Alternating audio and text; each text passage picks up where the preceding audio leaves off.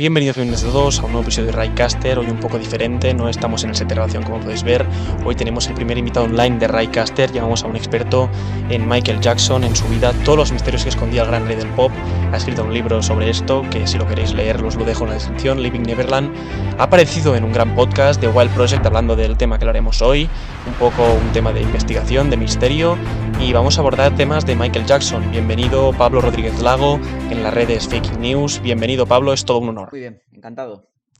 Has escrito un libro, Living Neverland, sabes un poco del tema y te quería preguntar, aquí lo tienes, sí, he leído un poco la parte trasera y tal, y estoy pendiente de comprármelo, me lo quiero comprar para estas navidades y vamos a ver.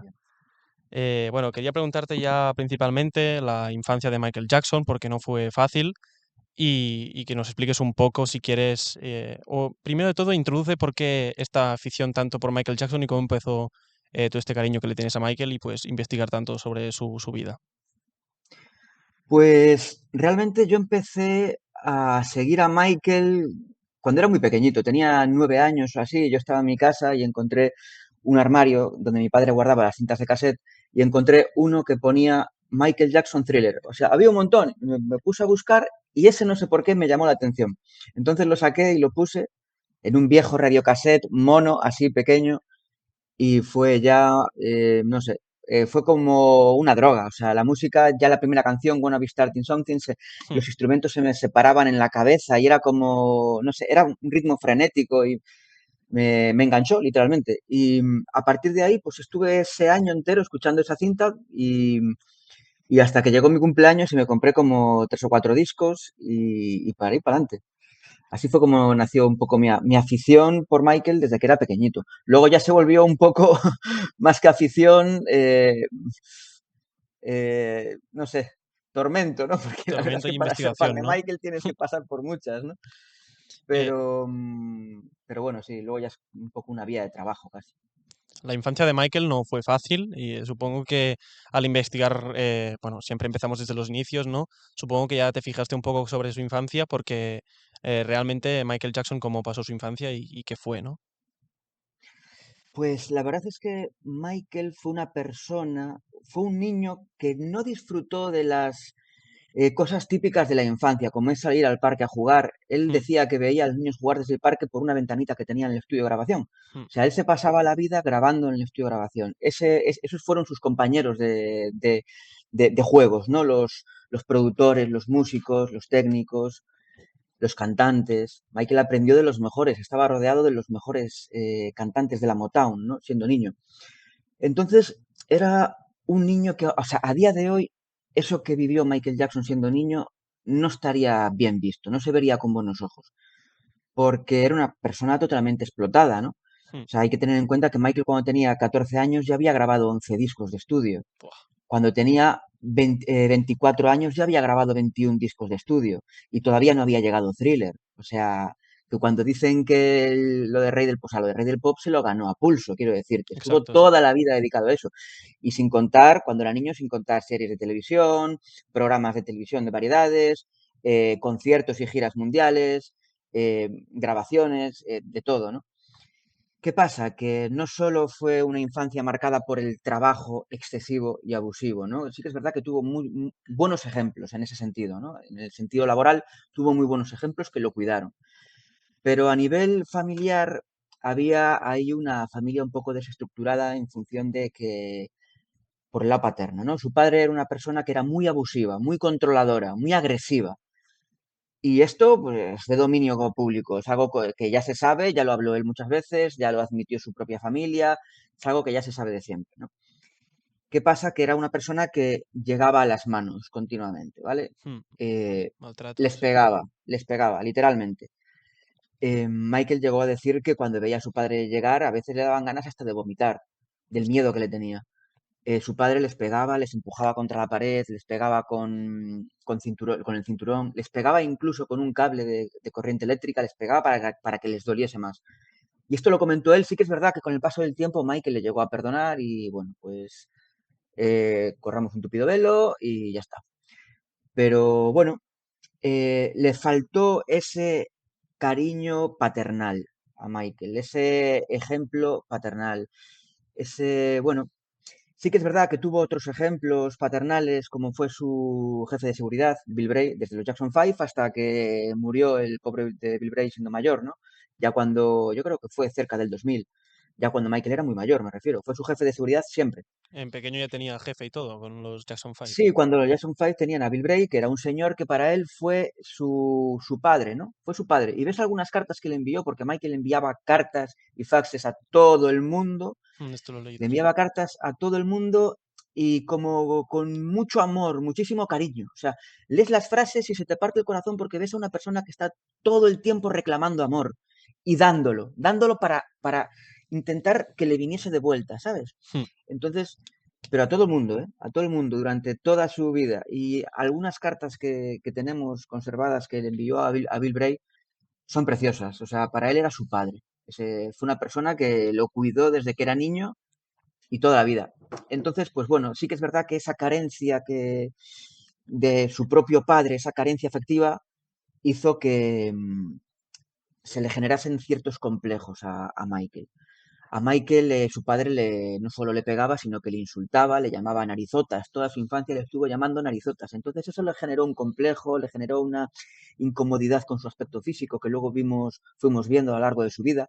Pero todo está explicado, todo tiene una explicación, ¿sabes? Y todo parte de ciertos traumas provocados en la infancia debido en gran parte a su padre. Sí que a partir de aquí Michael empezó con sus éxitos, ya empezando en Jackson 5 y destacando entre los 5 hermanos. ¿Y cuándo dio exactamente el boom Michael? Bueno, sí que es verdad que hubo una Jackson 5 manía, o sea, Hmm. realmente los Jackson 5 fue uno de los grupos que más vendió de los años 70. Ves el furor que causaba, sobre todo en Estados Unidos, entre la población de raza negra, y es algo espectacular, inaudito. Fue una de las primeras boy bands que hubo en la historia, los Jackson 5. Y tienen muchísimos discos con muchísimos éxitos. Ten en cuenta que desbancaron a los Beatles. Cuando los Jackson 5 sacaron el primer single, desbancaron el número uno a Imagínate los eso. Beatles, ¿no? Que creo que la canción que era número uno en aquel momento, no sé si era Let It Be o The Long and Winding Road, una de esas. Fue el año 69. Hmm. Y ya había una Jackson 5 manía. ¿Qué pasa? Que cuando Michael lanzó su primer disco en solitario en la etapa adulta, porque sí que es verdad que cuando estaba con los Jackson 5, a nivel promocional, pues Michael sacaba discos en solitario. O sea, en un disco igual sacaban, perdón, en un año igual sacaban 3 discos los Jackson 5, pero es Ostras. que a su vez Michael sacaba discos en solitario. O sea, iban haciendo una carrera paralela. Pero el primer álbum que grabó Michael en solitario en su etapa adulta, que fue Love the Wall, ahí fue el boom. O sea, ahí fue que uno de cada 10 discos que se vendían en el mundo eran de Michael Jackson. O sea, fue récord, fue uno de los discos más vendidos de los años 70, el Off the Wall. Y después llegó Thriller, que entonces ya eso ya fue la acabose, ya. Eso ya fue algo que no se ha igualado a día de hoy, ni se puede volver a igualar. Porque ten en cuenta que es una época en la que no existían redes sociales, no existía Spotify, no existía YouTube, y Michael vendió 120 millones de copias con Thriller. Que la gente tenía que salir de su casa, Ir ir a a la tienda comprar. de discos, comprarlo y ver si estaba el disco en la tienda, que seguramente estuviese agotado. Y aún así vendió todo lo que vendió, que a día de hoy no le iguala a nadie. Hablamos de su infancia, que hemos hablado que, bueno, pasó por momentos difíciles y tal, y sí que después esto se reflejó, porque Michael siempre lo ha dicho, que yo no he tenido infancia, y por eso, pues, esa mansión que tenía, ese amor que tenía por los niños. Ya quería preguntarte, la prensa, cómo se llevó con Michael Jackson desde bien pequeño y hasta su muerte, porque siempre ha tenido Bueno, un odio de prensa. sí, cuando era pequeño la prensa era bastante favorecedora, ¿no? Vale, Sí que es verdad que había medios que seguían siendo un poco racistas y los trataban, pues, como en aquella época los negros eran un poco denostados, ¿no? mm, Pues los Jackson 5 también lo sufrieron, ¿no? Me acuerdo cuando vinieron a España, que hay un vídeo que lo puedes ver en YouTube, cuando los presentan, creo que fue en el programa Aplauso, no me acuerdo, y dicen, bueno, vienen unos negritos de Estados Unidos, dicen así, es como, joder, qué mal ya, suena, ¿no? sí. Pues sí, o sea, tuvo que sufrir un poco eso, pero siempre fue bastante favorecedor a la prensa hasta que Michael dio el pelotazo, hasta que Michael llegó con un Thriller, que la prensa se empezó a cebar, un poco empezaron a invertirse los polos. Y Michael cada vez se volvía un personaje más curioso, ¿no? Más carismático, más curioso, o sea, despuntaba muchísimo y se desbancaba un poco de la norma general.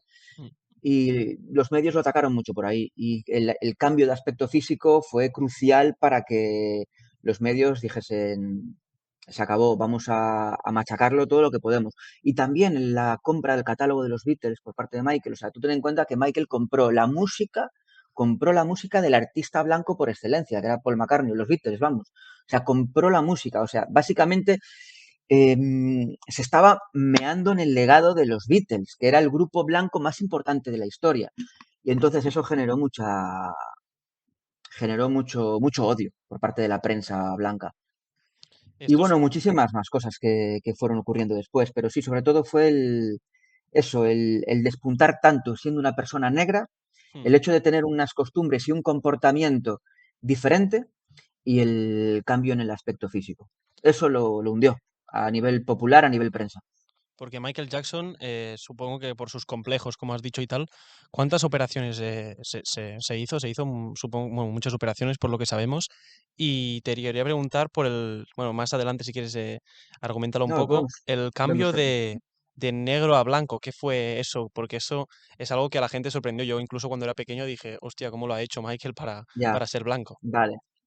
Vale, en primer lugar, el cambio de aspecto físico por parte de Michael es algo que solo le debe de importar a él. O sea, es algo que nosotros, ni tú, ni yo, ni la gente, debería de meterse. Porque aún si se hubiese cambiado el color de la piel, yo me daría exactamente igual. Quiero decir, no existe un tratamiento para cambiar el color de la piel, no existe. Hmm. No existe una operación para cambiar el color de la piel. Cuando Michael murió, hubo una autopsia y en esa autopsia salió, de hecho está apuntado en 2 páginas la autopsia, que Michael tenía vitíligo. Y ya está, se acabó. O sea, él tenía un dermatólogo que se llamaba Arnold Klein, que le diagnosticó vitíligo en los 80. Y no solo vitíligo, sino lupus. En el 84 le diagnosticaron lupus, que fue, de hecho, van bastante de la mano el lupus y el vitíligo. Están muy relacionados. Entonces, pues quiero decirte, es algo que no dependía de Michael, el cambio de color de la piel.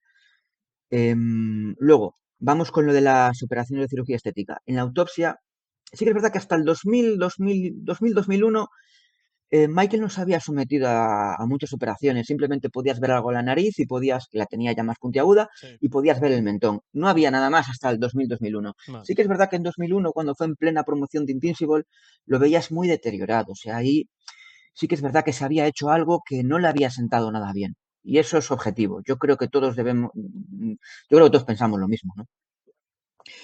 Pero, ¿cuántas cirugías tenía? Me preguntas. No se puede saber, eso es secreto profesional de los que lo operaron. Hmm. ¿Bastantes operaciones de nariz? Sí. ¿De muchas cosas más? Pues tampoco, porque en la autopsia se revelan las cicatrices que tiene en la cara. Y tenía en la nariz, a los lados de la nariz, y tenía por detrás de las orejas y por el cuello y tal. Pero operaciones como tal no tenía más en la cara de cicatrices de operaciones. Tenía otros retoques estéticos, pero operaciones como tal no tenía más. Tenía tatuada la línea del cuero cabelludo aquí en la cabeza, Sí, esto, porque en el 84 Michael sufrió un accidente muy, muy grave en el que se quemó la cabeza. anuncio de Tuvo, Pepsi, tuvo sí. quemaduras, sí, tuvo quemaduras de tercer grado, y fue algo que le condicionó la vida para siempre, porque perdió totalmente el cuero cabelludo en la cabeza, arriba de todo, y entonces le tuvieron que meter 2 globos quirúrgicos por la cabeza, inflarle la piel, y cuando tenía lo suficientemente inflada la piel, retiraron los globos quirúrgicos y pegaron la piel a la cabeza y cosieron toda la cabeza. Y ese tratamiento lo tuvo que seguir llevando a lo largo de muchos años. Y ahí fue cuando se volvió adicto a los analgésicos y más cosas que derivaron después, como las pelucas constantemente, el sombrero constantemente. ¿Y a dónde quiero llegar? A que todo eso, todo el cambio físico de Michael tiene una explicación. Fueron como una serie de catastróficas desdichas que llevaron a que Michael cambiase tanto el aspecto físico. Pero todo está explicado y él trató toda su vida de comentarlo. Lo que pasa es que nadie le hizo caso. Y es así. Ahora que has hablado de este anuncio de Pepsi, Mm. bueno, que se quemó la cabeza y tuvo que, bueno, los complejos y lo que le supuso eso, Michael sabemos que era una persona muy peculiar y cuando crea bueno, esta mansión, Neverland, esto es la gente que lleva muchos niños y aquí se le empieza a meter la gente encima, qué está haciendo con estos niños. ¿Cómo empezó esto? Porque su amistad con Macaulay Culkin, también el de Solo en Casa, Mm. ¿Cómo empezó esto? Pues Michael era una persona que era muy infantil. Era una persona que le gustaban, pues como a lo mejor tú o como a lo mejor yo que coleccionamos cómics de Spider-Man, pues Michael Jackson también era un adulto normal con aficiones de niño un poco, porque no tuvo esa infancia a lo mejor que hemos tenido nosotros para disfrutar esas cosas y las quería disfrutar siendo mayor. Le gustaban mucho los parques de atracciones, le gustaban mucho los zoos, le gustaba mucho pues disfrutar de la vida que no tuvo cuando era niño, ¿no? Entonces, ¿qué pasa? Que Michael no podía ir sin más, coger un día e irse a Disney, a disfrutar de Disney. Tenían que cerrar el parque de atracciones. No podía ir a un centro comercial, a disfrutar del centro comercial como cualquiera de Exacto. nosotros. No podía ir a un zoológico, porque tenían que cerrarlo, había avalanchas de fans y se podía... De hecho, hay muchos ejemplos a lo largo de su vida de situaciones totalmente caóticas, de días que alguna persona descubre a Michael disfrazado entre la gente en Disney o en un zoo, porque Michael se disfrazaba muchísimo para salir y hay muchas fotos de Michael disfrazado que hacen, Mm. bueno, son súper graciosos. Y cuando, pues bueno, pues se generaban situaciones de muchísimo estrés, de muchísimo caos. Entonces, Michael dijo, pues a tomar por saco. Yo me monto mi parque de atracciones en mi casa, me monto mi zoológico, me monto mi cine, mi teatro, me monto pues un sitio de juegos, ¿no? ¿Y qué pasa? Que se volvió como en un sitio de... iban constantemente fundaciones benéficas como Make-A-Wish Foundation y Mm. otras muchas, a llevar excursiones de niños en situaciones pues vulnerables, ¿no? Y había constantemente pues buses, iban allá a pasar el día. De hecho, Michael realmente en Neverland pasó muy poco tiempo porque estaba constantemente en otro sitio grabando discos, en Nueva York, en no sé dónde. O sea, realmente Michael en Neverland, bueno, pues sí que es verdad que vivió, pero no pasó tanto tiempo. O sea, Michael era un sitio de puertas abiertas para que fuesen niños a pasar allí el día, a disfrutar del día, de las atracciones, del zoológico y todo. Entonces, pues realmente nació un poco así el rancho. Michael fue allí a grabar un videoclip, 666, con Paul McCartney, en un sitio, pues, eran viñedos prácticamente y tal, una zona para agricultura y ganadería. Le gustó y dijo, pues lo compro. Ya estaba la casa construida, que no la construyó Michael, y la reformó e hizo y montó todo lo que vino después.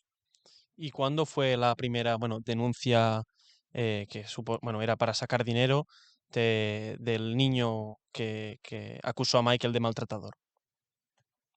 Porque Pues esto mira, es, esto fue supongo en que esto ya es 1900. perdona, esto ya es el Mm, tema boom que explota mm, todo y que la prensa ya sí, empieza a acribillar y a soltar fake news, ¿no? ya, pues mira, fue en 1993. Michael empezaba a relacionarse con una familia, ¿no? Con los Chandler. Pero una familia desestructurada. El padre estaban separados el padre y la madre. De hecho, el padre le debía a la madre, a June, más de $60.000 por la manutención de los hijos, ¿no? Vale. El padre era un dentista de Beverly Hills y Mm. también guionista de Hollywood. Había hecho el guión de una película que se llama Las locas, locas aventuras de Robin Hood. No sé si te suena. Mm. Es una comedia de los 90 y tal. O de los Vale, 80, no me acuerdo, de los 80 creo. vale. El caso que era una persona que tenía su clínica dental, que el padre también había sido denunciado por violación eh, a una paciente bajo los influjos del sedante, por violarla estando sedada, y también tuvo denuncias por ese tipo. Y bueno, pues Michael empezaba a relacionarse con la familia, con la madre y con los niños. Iban a todas partes con ellos, de Esto gira, que si a debido un a, lado, ¿eh? esto debido a, ¿por qué empezó Michael con esta familia? Pues mira, porque Michael iba en un día en su coche Mm. y se averió el coche en el que iba, entonces buscaron un sitio de alquiler de coches por donde estaban en Los Ángeles Mm.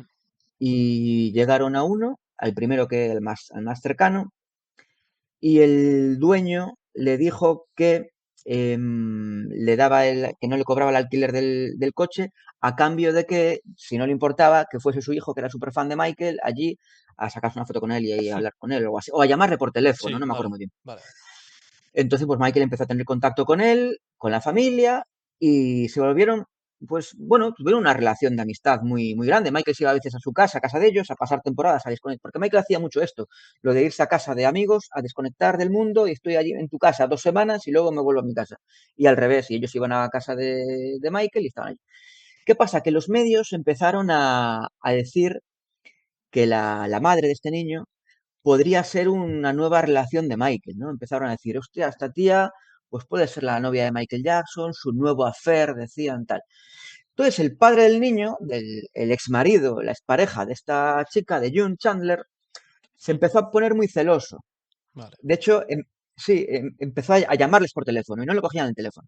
Todo esto está grabado, ¿eh? Los mensajes en el contestador, todas las llamadas, está registrado. Se puede escuchar.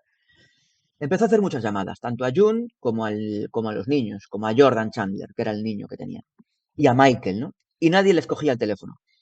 Entonces llegó un día en el que dijo, me vais a coger el teléfono, si no, os vais a arrepentir mucho. Y no cogieron el teléfono. Entonces, al día siguiente o los días siguientes que fuese, no me acuerdo exactamente, ¿no?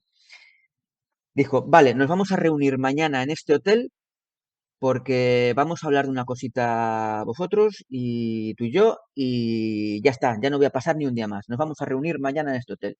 Mm, Con tu abogado, yo voy con el mío y vais a traer también a Jordan, al niño. mm. Y se reunieron en un hotel y el tío, el padre del niño, le dio una carta a Michael.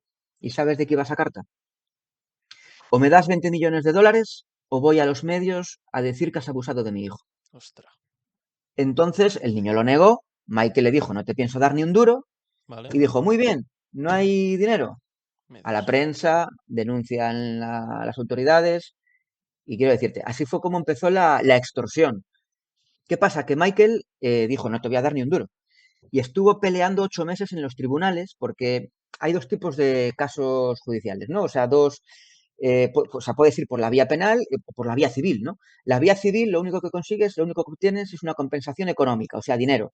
Y Mm, la vía penal lo que pretendes es enviar a esa persona a la a la cárcel, ¿no? cárcel, O sí. sea, entonces los Chandler, o sea, el padre de este niño, no estaba interesado en ir a la vía penal. Ellos solamente querían hacer el Dinero. proceso, el proceso civil, cobrar su indemnización. Ya tenía, porque en cuanto al padre le tocó la custodia del niño, esto lo cuenta él en el propio libro que sacó el hermano del padre, Vale. lo llevó a la clínica dental, el padre, al niño, y según él lo sometió a un sedante, al llamado suero de la verdad, que es el pentotal sódico, y Ostras. el niño a partir de ahí confesó que habrían pasado cosas. Esto solo lo sabemos porque es el testimonio de él. O sea, el niño nunca ha dicho nada, nunca se ha pronunciado, nunca nada. ¿Qué pasa? Que se presentaron con la carta conforme era una aceptación de los hechos por parte del niño. Tú ves la carta redactada y no te parecen, no te parecen las palabras de un niño absolutamente para Ni de nada. Pero broma. bueno, eso es mi opinión. ¿Qué pasa? Que Michael estuvo luchando en los tribunales 8 meses y puso 4 mociones judiciales para intentar anteponer el proceso penal al civil, pero se las denegaron todas, porque Michael quería ir al proceso penal directamente, no quería pagar un duro, quería ir al proceso penal, porque si iba primero el proceso civil, exponía su defensa y eso podía perjudicar al proceso penal, entonces luego podía ir a la cárcel Michael, entonces dijo, eh, vamos a intentar poner primero el proceso penal y ya luego si eso vamos al civil. ¿Qué pasa? Que en la ley de California todavía no era obligatorio ir primero al proceso penal, podías ir primero al proceso civil y fue por lo que lucharon los Chandler. Entonces, ¿qué pasa? Michael estaba en medio de una gira. Tuvo que cancelar la gira porque le volvió la adicción a los analgésicos, tuvo que entrar en rehabilitación Michael por todo este jaleo, tuvo que cancelar la gira, el promotor de la gira le puso una demanda de 20 millones a Michael, el sponsor de Pepsi de la gira le dejó tirado a Michael, los negocios con Sega lo dejaron tirado a Michael, los negocios con DreamWorks también dejaron tirado a Michael, negocios en cine dejaron tirado a Michael, iba a participar en Peter Pan, Michael, dejaron tirado a Michael. Ostras. Todo el conglomerado de empresas que estaban asociadas a Michael, así Sí. como toda su fuente de ingresos, empezaron a perder millones a diario, millones a diario. No solo él, sino todos los que estaban relacionados con él. Entonces a Michael se le dijo, Michael, tenemos que llegar a un acuerdo para sacar el proceso civil, sacarlo de encima e ir directamente al proceso penal. Incluso su propia mujer, Lisa Marie Presley, que todavía no estaban casados entonces, pero ya estaban juntos, le dijo, esto lo cuenta en su autobiografía Lisa Marie Presley, le dice, Michael, tienes que llegar a un acuerdo, tienes que sacarte esto de encima y tienes que acabar con esto cuanto antes, para ir al proceso penal. Entonces, el mal menor era quitarse el juicio civil de encima y llegaron a un acuerdo extrajudicial con los Chandler. para sacar el proceso civil de encima. ¿Vale? Sacaron el proceso civil, que fue el mal menor, fueron unos millones, pero no tantos millones como habrían perdido a lo largo de 7 años con este proceso civil. ¿Qué pasó? Llegaron al proceso penal y los Chandler se retiran de la acusación. No quieren saber nada del proceso penal. Ellos ya habían obtenido su dinero y ya no querían saber absolutamente nada. Es muy curioso. Tú si maltratan a tu hijo, tú tienes una compensación económica, pero puedes luchar para enviar a ese violador a la A la cárcel, cárcel. no lo mandas a la cárcel, no intentas pelear para que no le haga lo mismo a otros niños. Pues no, ellos ya tenían su dinero. ¿Qué pasa? Que luego ocurrieron muchas cosas. Un año después, cuando Michael estaba casado con Lisa Marie Presley, la hija de Elvis, fueron a la televisión a conceder una entrevista, ¿no?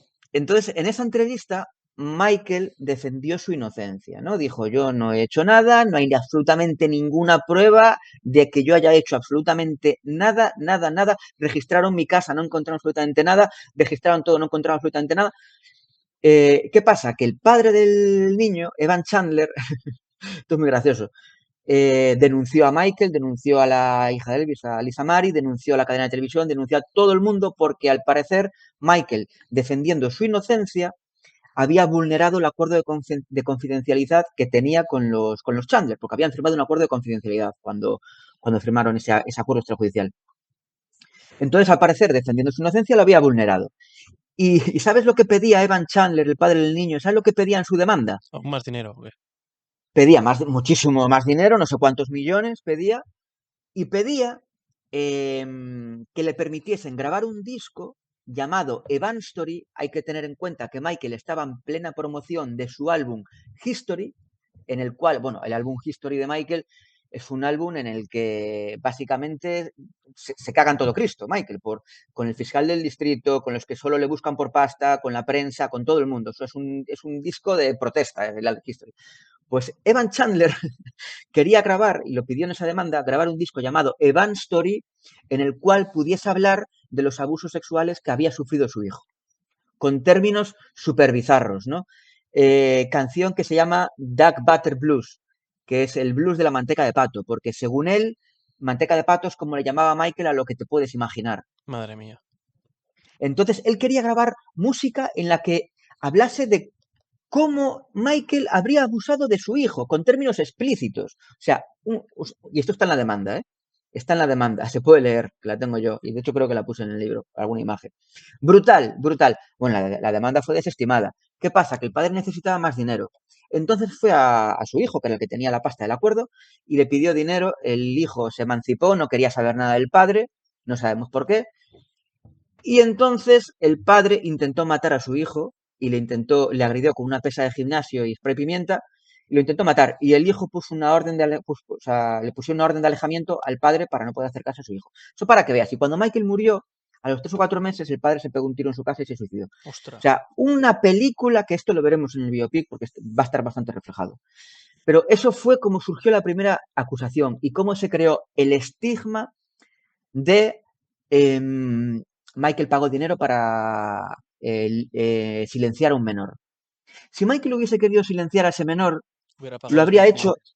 lo habría hecho en el momento en el que quedaron en el hotel y le dijo, dame 20 millones y Exacto. de aquí no sale.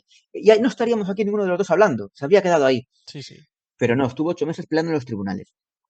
¿Qué pasa? Que este acuerdo extrajudicial abrió una puerta y luego llegaron otros.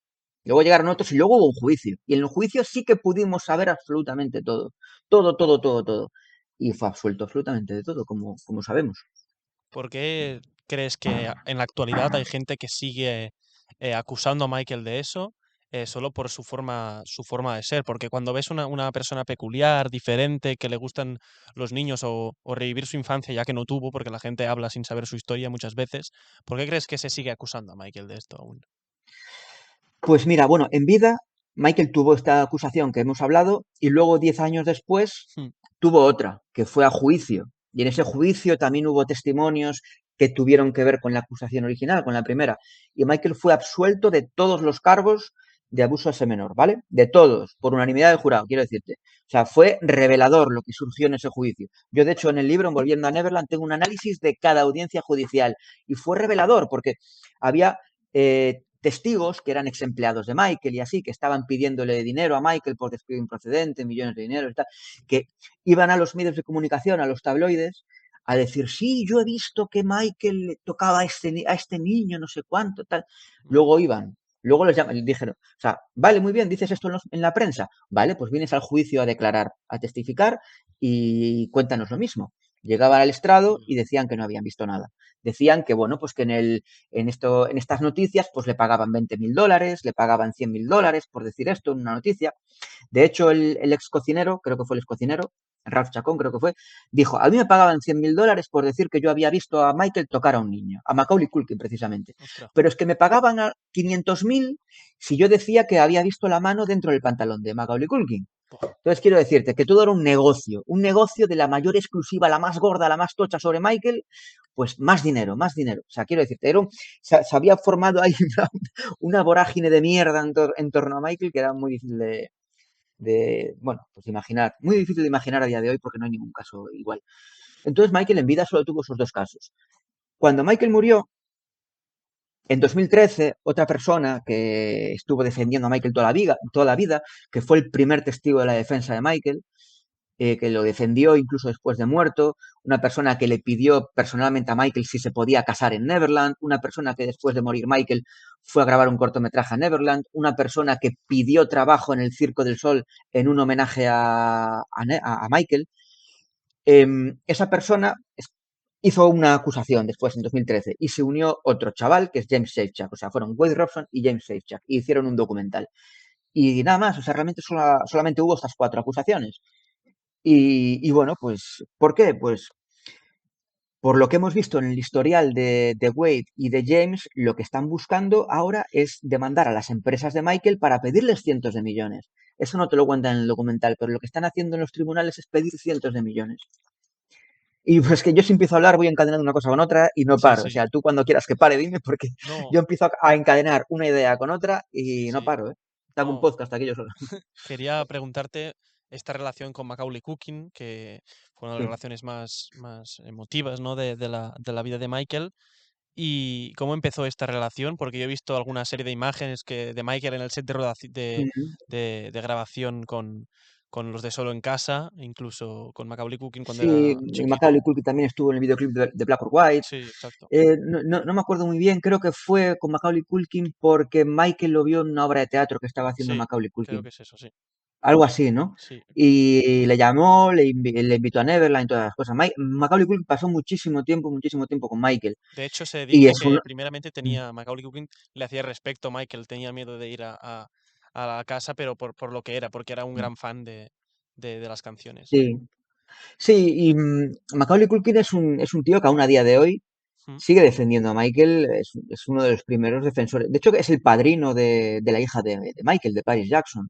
Vale, Y se llevan que son como hermanos, Macaulay y ella. vale. Y es cada vez que tiene una oportunidad en una entrevista o lo que sea, Macaulay defiende a Michael. Que luego entras en internet y encuentras el típico clickbait en Facebook o en Instagram que te dice Macaulay Culkin revela los oscuros secretos de Michael Jackson. Macaulay Culkin por fin habla sobre lo que le ocurrió Mm. con Michael Jackson. Es increíble la de clickbaits que hacen Que con hay, Macaulay sí, sí. Culkin. Todo eso es absolutamente falso. O sea, falso, falso.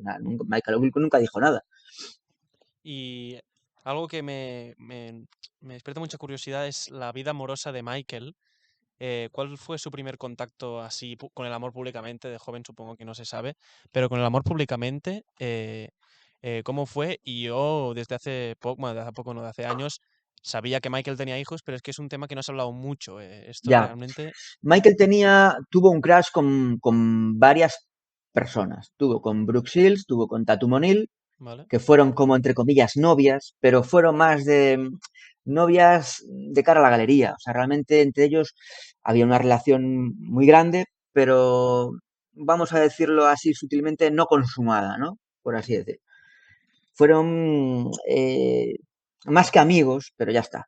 Vale.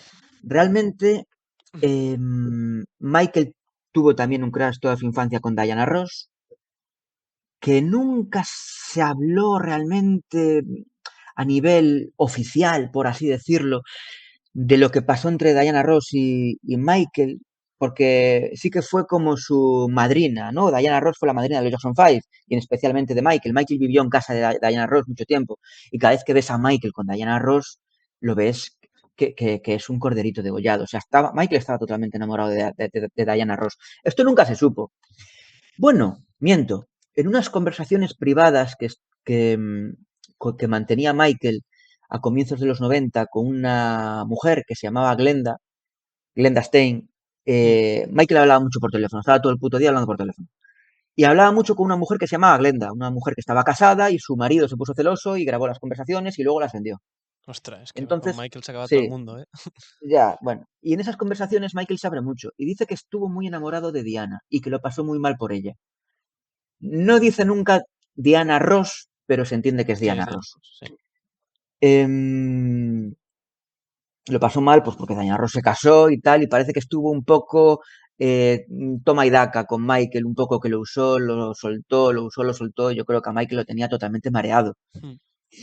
Em, Más crashes de Michael. Bueno, la hija de Elvis, Lisa Marie Presley, fue sin duda el amor de su vida, pero el amor de su vida Vale. de verdad, porque incluso se acaba de publicar ahora la autobiografía póstuma de Lisa Marie, que ya, bueno, antes de morir Lisa Marie ella ya había comentado que estaba escribiendo su autobiografía y murió, entonces no la terminó, pero quedó casi completa. La terminó de escribir su hija, la hija de Lisa Marie, Riley Q.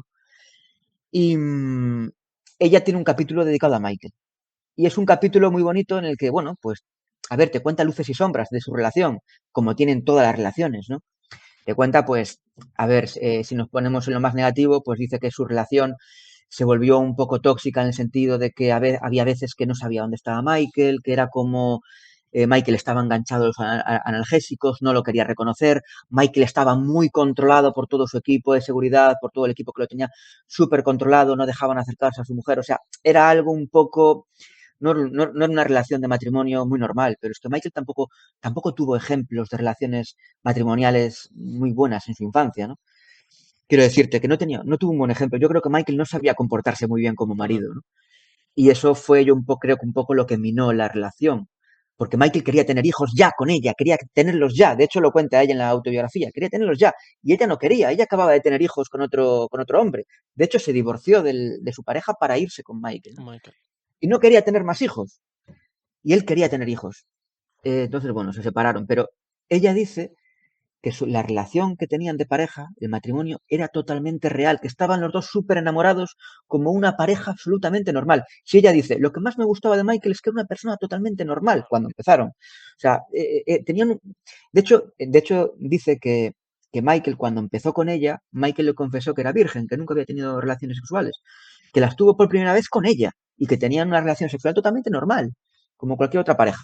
Y bueno, fue un matrimonio que duró, no sé cuánto duró, un par de años o así, más o menos y adiós. Luego Michael se casó solamente con su dermatóloga, con la enfermera de su dermatólogo, con Debbie Rowe, solamente a nivel contractual para poder tener hijos. O sea, realmente entre ellos sí que no había una relación íntima. Era solamente porque iba a ser la madre de sus hijos, ella se lo ofreció, lo Vale. aceptó y para adelante. Michael cuántos hijos tiene? ¿Y de quién, de la madre quién es? Esta, la dermatóloga que has dicho. Sí, Debbie Rowe es la madre de sus dos primeros hijos, Vale. de Michael Jackson Jr., llamado Prince, de Paris. Qué rubito, ¿no? Así. Sí, bueno, no es rubito en realidad, tiene el pelo así como castaño y tal. Vale. Los dos tienen el pelo castaño. Castaño, claro. Vale. Luego el tercero, que fue años más tarde, que es Prince Michael II. Michael tampoco era muy original poniendo nombres. Que lo llama todo el mundo. Bueno, Michael lo llamaba Blanket y ahora él se hace llamar Biggie.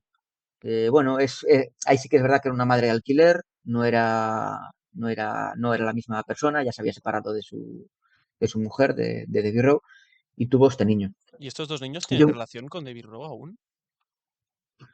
sí, ella que sepamos, Paris sí, Vale. ha subido algunas fotos a sus redes y así. Prince no hemos visto que tuviese mucha relación con ella, O sea, a pero Michael lo que bueno, le importaba era como tener hijos, ¿no? No. sí. De hecho, cuando fue el juicio en 2005, el juicio por el segundo caso de presuntos abusos, Hubo una investigación del FBI hubo varias investigaciones del FBI a lo largo de 12 años a Michael Jackson que no encontraron absolutamente nada, de nada, de nada. Le registraron todas las computadoras, todo lo que tenía en casa y todo. Eran investigaciones sobre todo en apoyo a la policía, a la investigación policial. Y en los ordenadores, en los registros de los ordenadores, en los historiales, en todos los registros que tenía, se veía que Michael se registraban en páginas web pornográficas normales, de adultos heterosexuales normales, con algunos nicks como Mr. Black y cosas así. O sea, me hace mucha gracia porque al final es que Michael era una persona totalmente normal, que entraba Sí, sí, en xvideos.com, o sea, quiero decirte, exacto. y veía vídeos normales heterosexuales. Y de hecho tenía una colección de revistas Playboys y Penthouse en su casa, escondidas en una maleta, en su habitación. Y además de todo esto, en los registros, en los historiales, también se encontró que Michael visitaba páginas web de adopción para Vale, adoptar a niños. Michael supongo que querría vale, adoptar a vale, más niños. vale. Nunca lo sabremos, pero bueno. Luego sí que es verdad que hay rumores de que hay algunos hijos no, es que no sé cómo decirlo de forma sutil, hijos bastardos, hijos no aceptados, ¿no? Vale, vale, sí, sí, te entiendo. Hay algunos rumores, pero de algunos en concreto, pero yo no termino de creerlo porque todos ellos tienen oficialmente su padre y su madre, entonces pues bueno, ahí estamos. ¿Y por qué se cuestionó también tanto la orientación sexual de Michael, si era homosexual, si era asexual, por ser así de un carácter especial, ¿tú crees? Porque era muy aniñado, porque era muy andrógino. Si te das cuenta, Michael era una persona que se maquillaba, que usaba pelucas, que se pintaba los ojos, Mm, que vestía diferente. No siempre, ¿eh? Había veces que vestía súper normal, con una camisa roja y un pantalón negro, punto, en fin. Pero había veces que sí que vestía como muy llamativo, ¿no? Muy llamativo. Y bueno, pues hay veces que Michael es así de sencillo. Michael tenía un look súper andrógino. ¿Qué pasa? Que si eres un artista, pues que se te ve el plumero, pues o sea, que se te ve un poco la pluma, que eres a lo mejor un poco homosexual o lo que sea, pues mm, es homosexual y punto, ya está, no pasa nada. Pues yo qué sé, había algunos que se le veía, tipo Boy George y así, que bueno, pues ya está. No hay más rumores que esos. Pero Michael siempre se declaró a sí mismo heterosexual. Siempre se declaró heterosexual. Y todos los testimonios de la gente de su entorno dicen, Michael era heterosexual totalmente. Em, pero, ¿por qué? Pues por criticar. El estigma de la homosexualidad en aquella época era algo que te hacía mucho daño, a la que le hacía mucho daño a la gente. La gente no salía tan fácilmente del armario como a día de hoy, ¿no? vale. Que ahora es muy fácil, ¿no? No Sí, pasa sí, claro. nada, ya Eran estás épocas diferentes. totalmente aceptado y genial. Tú sales del armario y la gente te apoya, tienes un apoyo muy grande, ¿no? En aquella época, pues, bueno, te llamaban, te llovían críticas, hacían chistes de mariquitas en la tele. Era algo muy, bueno, pues, que no era muy. Aparte, Michael tenía varios estigmas. Para estigmas me refiero, no porque yo lo llame estigmas, porque yo lo vea como un estigma, sino porque era como se veía en aquella época, entiéndase que era Michael era negro, principal estigma, Mm, y Michael decían que era homosexual. Y no solo homosexual, sino pedófilo. pedófilo. Tú Sí. fíjate, hay muchos artistas que tuvieron relaciones íntimas con menores de edad, mujeres. Y no voy a citar a ninguno, pero estoy pensando en uno. Un artista muy popular, blanco, que se casó, bueno, que empezó una relación con una menor de 14 años. Está súper bien visto, nadie dice nada. Nadie dice nada. ¿Qué pasa? Que si Michael empieza una relación, que no es verdad, ¿eh? Pero Michael empieza una relación con un niño chico de 14 años, le arruinan la vida. ¿Por qué? Bueno, Porque era un niño. Ya está el estigma de la homosexualidad ahí y de la pedofilia. Entonces quiero decirte, no. Michael es que las tenía todas encima. Por el sí, sí. pobre le tocaron de Lo todo. tenían Le tocó cogido. todo, tío. Le tocó todo. Vamos, si quieres, al gran boom, al documental que mucha gente se creyó. Yo lo he visto, estuve dudando, pero obviamente sabía que no era verdad. El documental Living Neverland, que apareció bueno, en la uno si no me equivoco, era un documental real, era falso y era una estrategia, ¿tú crees, para ganar dinero? Explica un poco sobre este documental y por la gente que no lo haya visto. Vale. El documental apareció en enero de 2019, no me acuerdo qué día, creo que el 10, se anunció, va a salir un documental sobre las acusaciones de Wade que empezó en 2013. Vale, Eh, Wade y James Safechuck, ¿no? ¿Qué pasa? Que en el documental, yo lo tengo totalmente analizado en este, yo también lo vi 2 veces, ¿eh? Y la primera vez que lo vi también me hizo dudar en el sentido de que te cuesta un poco, sí, es muy emotivo, es muy duro, es muy realista. Entonces, tú si no controlas la historia, si no controlas los casos judiciales, si no controlas todas las pruebas que hay que desacreditan totalmente su acusación, pruebas ya totalmente contrastadas y que no tienen lugar a duda de ningún tipo, ¿no? Pues te lo crees totalmente. Te lo crees absolutamente porque y yo lo entiendo perfectamente. Nadie está en el deber de conocer las acusaciones de Michael. A ti te ponen una peli en la tele, tú la ves y punto. No tienes que saber nada más.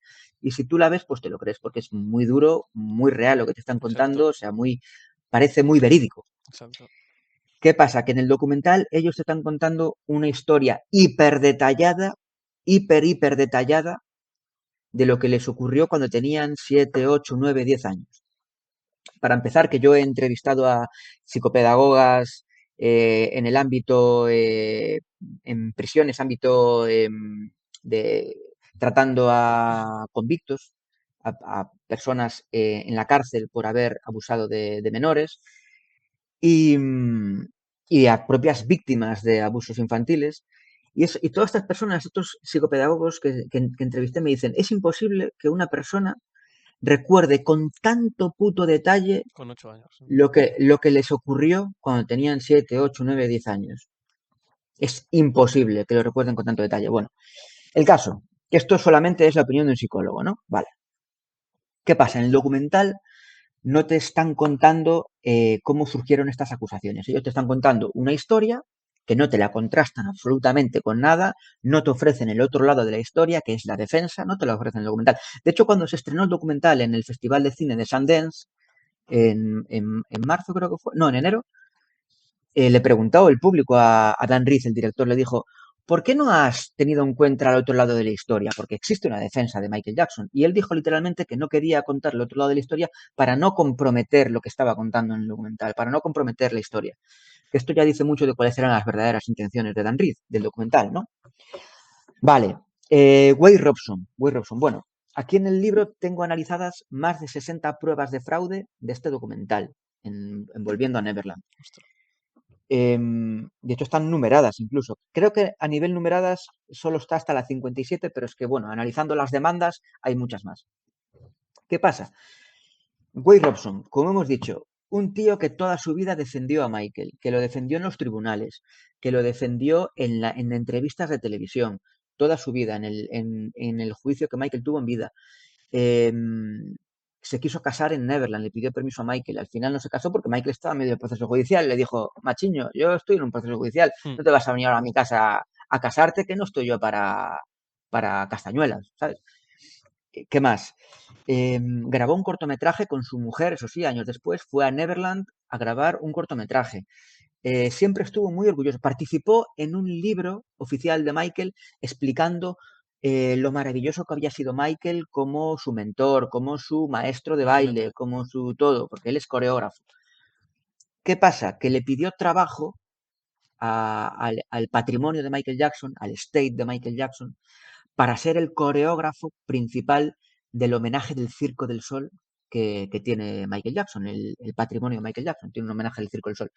Entonces parecía que en un principio el patrimonio le iba a dar ese puesto a Wade Robson, de coreógrafo del musical del Circo del Sol. Y Wade Robson salía en entrevistas de televisión diciendo, de puta madre, voy a ser el coreógrafo del Circo del Sol, del homenaje a Michael, Michael para mí es lo mejor, no sé qué, tal y cual. Al final no le dieron el puesto, se lo dieron a otro coreógrafo, a Jamie King, que era el coreógrafo que también le había quitado a Wade Robson el puesto de coreógrafo en la gira de Britney Spears, porque vale. él también era coreógrafo de la gira de Britney Spears. Mm, Que por cierto, Wade estuvo liado con Britney Spears, que esa ostras, es otra. Entonces, ¿qué pasa? Que Wade de repente se vio en una situación financiera complicada, tuvo que vender su casa, perdió el puesto también en otra película, en Step Up 3, y demandó, o sea, lo que es la demanda a las empresas de Michael Jackson, o sea, primero puso puso una demanda al patrimonio. Le envió una carta, o sea, le envió la demanda y le dijo, o me dais tanto dinero o pongo una demanda por abusos a Michael. El patrimonio le dijo, no te vamos a dar ni un duro. Dijo, muy bien, pum, voy a la prensa, pongo la demanda y, y realmente es que la acusación de Wade Robson es una venganza contra el patrimonio de Michael, no es una acusación contra Michael. Él quiso demandar a Michael Jackson, pero es que a Michael Jackson ya no lo podía demandar. Esto es una demanda que va contra el patrimonio de Michael. O sea, ya los abusos ya no tienen en cuenta. Realmente lo que están buscando ahora es la presunta responsabilidad que habrían tenido las empresas de Michael al cuidado de estos niños cuando estaban con Michael. Te quiero decir, o sea, realmente el abuso en sí mismo ya casi ni se va a juzgar, ¿no? Pero es eso, tanto Wade como James están pidiendo en los tribunales cientos de millones. ¿Y qué hicieron para eso? Buscar un, unos abogados que son, bueno, fueron en su momento Manly Stewart and Finaldi, ahora los acaban de cambiar, que tú si entras en su página web, en la página web de Manly Stewart and Finaldi, ves que tiene una pestaña que es casos ganados. Y ves, todos son casos de abusos, o sea, de abusos infantiles. O sea, ya vas a unos propios abogados que te van a buscar la mejor manera para conseguir cientos de millones en acuerdos. Vale. Ves en la página web, acuerdos con la iglesia de no sé dónde, ganaron 500 millones de dólares, acuerdos de profesor universitario de Sí, no sé sí. qué estado de Estados Unidos, no sé cuántos millones. O sea, quiero decirte, ellos lo que están buscando son cientos de millones. ¿Y qué pasa? Que, bueno, le desestimaron todas las demandas porque el jurado directamente y literalmente, cito textualmente, ni una persona racional que investigue los hechos de Wade Robson creería jamás su historia, eso lo dijo el propio juez, porque estuvo ocultando las comunicaciones en las cuales fabricaba su historia, hablando con su madre en correos electrónicos, se enviaba a sí mismo Wade correos electrónicos con historias fabricadas de abusos que encontraba en Internet, con enlaces y tal. Quiero decirte, la demanda de Wade está muy fabricada para eludir los estatutos de limitaciones y, y poder un poco tener éxito en esa demanda. Pero es que si tienes en cuenta la demanda y tienes en cuenta la película, hay cosas que dicen en una y en otra que son totalmente diferentes, que no Diferentes. tienen nada que ver. Y por ejemplo, James, ya yendo a James, la demanda de James y la de Wade son prácticamente iguales. James en su demanda, en la película, en entrevistas, te dice, Michael abusó de mí entre el 88 y el 92. Vale, entre el 88 y el 92. Hmm. Pero te dice que entre el 88 y el 90, Michael abusaba de él en la estación de tren de Neverland. En la Vale. estación de tren de Neverland. Y te lo cuenta en la entrevista, te pone en Living Neverland, te ponen imágenes de la estación de Neverland, te Sí, dicen, no, es esto que lo he visto. arriba había una cama, no sé qué, no sé Sí, cuánto, lo he tal. visto. Te lo dice también en entrevistas de televisión y la demanda. ¿Qué pasa? Que entre el 88 y el 90, la estación de tren de Neverland no No existía. existía, La imagínate. estación de tren de Neverland se construyó en el 94. Tenemos, o sea, los fans, yo no en concreto, pero otros fans, que son muy listos, acudieron al registro de la propiedad de allí, de donde estaba, del estado de Neverland, Hmm. y cogieron los planos, buscaron fotos aéreas de la zona, fotos en periódicos, noticias de cuando Michael inauguraba la estación de tren. Se inauguró en el 94, 4 años después de lo que dice James Hetfield. No existía esa estación de tren. Y es más, gente de Neverland te dice, es que en la estación de tren no había ninguna cama, Ninguna arriba cama. había un almacén donde guardaban caramelos, punto, no había nada más. No había... Luego, con el castillo de Neverland, porque en Neverland había un pequeño castillo que era un mirador, o sea, una pequeña torrecita con forma de castillo que era un mirador abierto, no había ninguna cama. Ahí también te dicen, había una sala que tenía una cama, ahí Michael también abusaba de mí. Para empezar, el castillo también se construyó sobre el 92-93 y no había ninguna cama, era un mirador. Lo único que había era una pequeña sala de, ¿cómo se dice? De contadores, o sea, de electricidad. Nada Vale, más, no sí. había nada más. Entonces, ¿qué pasa? Que se aprovechan un poco del desconocimiento de la gente de lo que fue Neverland para contarte lo que les sale a ellos de los huevos. O sea, quiero decir, hablando claro. Y bueno, pues como nadie va a contrastar esa información, ningún espectador de los millones de personas que han visto el documental van a ir a internet a ver los registros de la propiedad del estado de allí, en California, a ver si existía o no la estación de tren, pues a la gente le cuela todo lo Le que le cuela cuenten. todo. Exacto. Pero es que hay miles, o sea, cuando te dicen, Michael abusó de mí en esta fecha, Michael es la persona más documentada de la historia, se sabe en dónde estuvo cada día de su vida, con quién y por qué. Entonces, Michael abusó de mí este día. Vas a los registros y Michael estaba en la otra esquina del planeta en esas fechas. Y así con todo, con todo, con todo, una tras otra, pum, pum, pum, pum, pum. Y quiero decirte, Por- Wade probó, o sea, se probaron muchas mentiras de Wade en el tribunal antes de que le desestimaran la demanda, porque ahora sí que es verdad que en la tercera apelación le aprobaron lo de ir a juicio, ¿no? Le dieron luz verde para ir a juicio, pero se la desestimaron 3 veces la demanda, o sea, lleva desde el 2013 Imagínate. en los tribunales. Eh, Wade eludió las comunicaciones, o sea, eludió presentar las comunicaciones, no las quería presentar, y se probó, porque Wade decía, yo es que no demandé antes al patrimonio de Michael, no demandé porque no sabía que existía un patrimonio, no sabía que existía un estate de Michael Jackson al que reclamar. Es mentira, sí que lo sabías porque se mostraron todas las comunicaciones que había tenido Wade con el patrimonio de Michael varios años antes, pues precisamente para intentar participar en el homenaje del Circo del Sol, para participar en el libro de Michael, homenaje a Michael, tal. O sea, él ya estaba en comunicación con el patrimonio de Michael varios años antes. O sea, son muchas mentiras unas tras otras que se fueron probando a lo largo de los años en los tribunales. ¿Qué pasa? Que eso no te lo cuentan Un en el documental. documental, ni siquiera te cuentan que están pidiendo dinero. O sea, ellos te cuentan que es una vía que tienen que les concede una cadena de televisión para hacer justicia a las víctimas y Imagínate. luchar contra una corporación que es el patrimonio de Michael. Mentira, tío. Tú lo que estás haciendo es forrarte. Porque ahora Will Robson lo que hace, a lo que se dedica, es a hacer de gurú de apoyo a las víctimas infantiles y está pidiendo mogollón de pasta en su página web pidiendo $50 para contestarte una pregunta, $150 para contestarte un correo electrónico, más o menos. O sea, no me acuerdo ahora de las cifras, pero sé que son 50 una pregunta y luego una llamada como la que estamos haciendo ahora, por no sé cuántos cientos de dólares. O sea, está ingresando dinero aprovechándose de eso, de ese estigma, para que luego digan, no, es que nosotros queremos acabar el juicio, porque por cierto, en los tribunales están buscando un acuerdo extrajudicial que el patrimonio de Michael, las empresas, no quieren llegar a un acuerdo extrajudicial con ellos, pero ellos ya lo han pedido llegar a un acuerdo extrajudicial y las empresas no quieren y te dicen, no, es que queremos llegar a un acuerdo para olvidarnos de este estigma y continuar con nuestras vidas. Vale, pues si quieres continuar con tu vida y olvidarte de los abusos de Michael, ¿por qué vas a la tele, a entrevistas a comentarlo? ¿Por qué haces un documental? ¿Por qué estás aprovechándote de esto en tu página web para ganar dinero? ¿Por qué hablas de esto en tus redes sociales cada 2 por 3, incluso poniendo imágenes de tu propio hijo? Que Wade pone imágenes de su propio hijo para vender su historia de abusos. O sea, es horrible, es horrible. Es un puto negocio, tío, es un puto negocio. Sí, es increíble. Bueno, yo es que empiezo a enlazar una cosa con la otra y no paro, pero bueno, Algo que me ahí tocó estamos. mucho a mí investigando es que después del Living Neverland, algunas emisoras dejaron de tocar su música. ¿Y qué piensas tú sobre la decisión de censurar su obra en algunos lugares? Y esto afecta en la industria musical y todo y que Michael hubiera hecho algo que no es el caso, ¿ves ético censurar su música por su vida personal?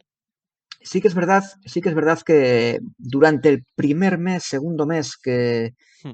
que vinieron después del estreno de Living Neverland, sí que es verdad que se vio un pequeño bajón en las reproducciones de Michael De Michael, sí. en algunas emisoras de todo el mundo. Pero duró un mes o dos y luego la curva subió para arriba e incluso se ponía más música de Michael que antes en las radios. Imagínate. Hmm. De hecho, Michael, después de eso, se empezó a escuchar incluso más Michael, más que el propio boom que hubo después de la muerte de Michael. Porque después de la muerte de Michael hubo un boom de admiración, de fanatismo, Claro, y sí. estaba Michael hasta en la sopa. Hmm. Y las cifras que vinieron después de Living Neverland son casi iguales a las que hubo en ese boom, para que te hagas una idea. Em, ¿Cuál era la pregunta? Ah, que qué me parece lo de. Bueno, Sí, yo que soy, eran... yo soy de esas personas que si Michael fuese maltratador de niños, yo cogía todos mis discos y los tiraba a la basura Vale. directamente. Yo hasta los Jackson 5. No quiero saber nada de Michael. Su música me seguirá pareciendo igual de buena, me seguirá pareciendo el gran artista que es, pero ya no me apetecería escuchar esa música porque es algo, o sea, yo esta conversación la tengo muchas veces con un amigo, con Paco Sáez, que es el que dibujó esta portada, que por cierto le mando un abrazo muy grande, que es un ganador de un Goya, del Goya el mejor corto de animación, Ostras. que es un director de cine brutal, que bueno, hace animación, dibuja y bueno, es un crack. y la tengo muchas veces esta conversación porque él me dice que él seguiría escuchando a Michael, que su obra es su obra, que si nos ponemos a analizar la vida de cada artista, de cada pintor, Claro, es lo que te decía, sí, de cada músico, que todos tienen sus grises o sus negros, ¿no? O sea, sí, quiero decirte que no es solo todo lo que reluce, que si tú vas a Botticelli, que si vas a los clásicos, grandes clásicos de la pintura clásica, pues que todos o son delincuentes o son pederastas o son de lo peor, ¿no? La mayoría, bueno, la mayoría no, pero unos casos concretos de artistas, pintores clásicos enormes, eran en su vida personal, no eran. Bueno, entonces vamos a dejar de admirar sus obras. Pues, ¿sabes qué pasa? Que yo con Michael yo lo veo diferente.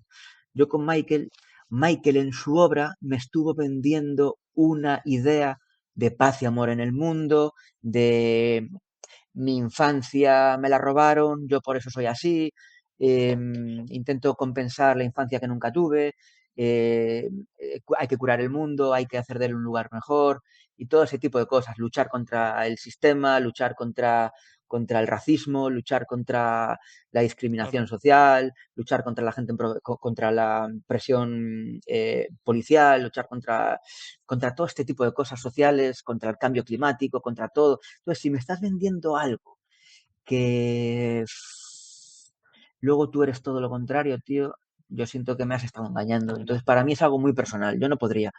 Es lo que ya, ocurre un poco con los casos de la iglesia, ¿no?